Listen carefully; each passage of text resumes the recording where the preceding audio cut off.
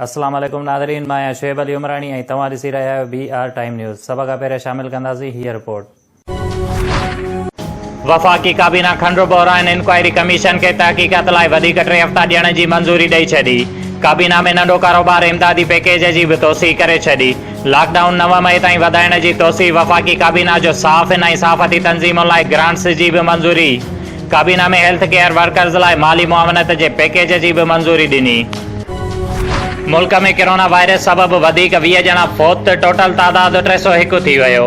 गुज़िरियल 24 कलाकनि जे अंदरि वधीक 751 माण्हुनि में कोरोना वायरस जी तस्दीक, जंहिंखां पोइ समूरे मुल्क में मरीज़नि जो तादाद 14,079 थी वियो। सिंध में कोरोना इन्फेक्शन 12 खां घटि थी 8% ते पहुती। वज़ीर आला सिंध चयो आहे त इन्फेक्शन रेट में कमी तमामु सुठी ॻाल्हि आहे। कोरोना में वधीक 7 ॼणा मरण खां पोइ सूबे अंदरि टोटल तादाद 92 थी वियो। समूरे सिंध में रमज़ानुल मुबारक में तमामु जलसनि ऐं जुलूसनि ते पाबंदी। अली अलैहिस्सलाम जे ॾिहाड़े ते मजलिसूं ऐं जुलूस कढण ते बि पाबंदी। कंहिं बि क़िस्म जे मज़हबी तक़रीब ते पाबंदी।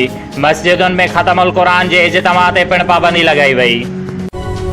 वज़ीर आज़म इमरान ख़ान वफ़ाक़ी वज़ीर इत्तलात सेनेटर शिबली फराज़ ऐं मुआविन ख़ुसूसी बराए इत्तलात lieutenant general retired Asim Bajwa खे उहिदे संभालण ते मुबारकबाद ॾिनी। नवाब शाह कमिश्नर शहीद बेनज़ीराबाद सैयद मोहसन अली शाह जे हिदायतुनि ते कमिश्नर ऑफिस जे गेट ते सैनिटाइज़र वॉक थ्रू गेट लॻाई वई आहे। कराची डिफेंस फेज़ 2 में बेकरीअ में गैस सिलेंडर जो धमाको, जंहिं सबबि 2 माण्हू ज़ख़्मी थी पिया। धमाके थियण सबबि इलाइक़े में ख़ौफ़ हिरास छाइजी वियो ऐं धमाके सबबि उतां जे कुझु गाॾियुनि खे नुक़सानु पिणु रसियो। शुएब अली उमराणीअ खे ॾींदा इजाज़त। वधीक ख़बरुनि ऐं अपडेट्स लाइ ॾिसंदा रहो BR टाइम न्यूज़।